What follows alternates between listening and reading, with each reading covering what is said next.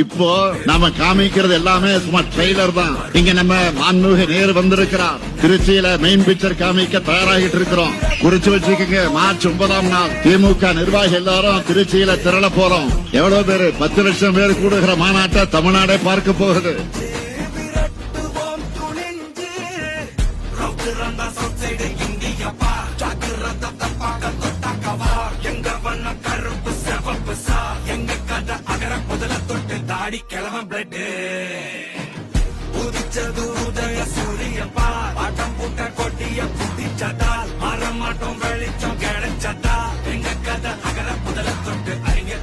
நேரு என்றால் மாநாடு, மாநாடு என்றால் நேரு என்று பெயர் பெற்றவர் அவர்.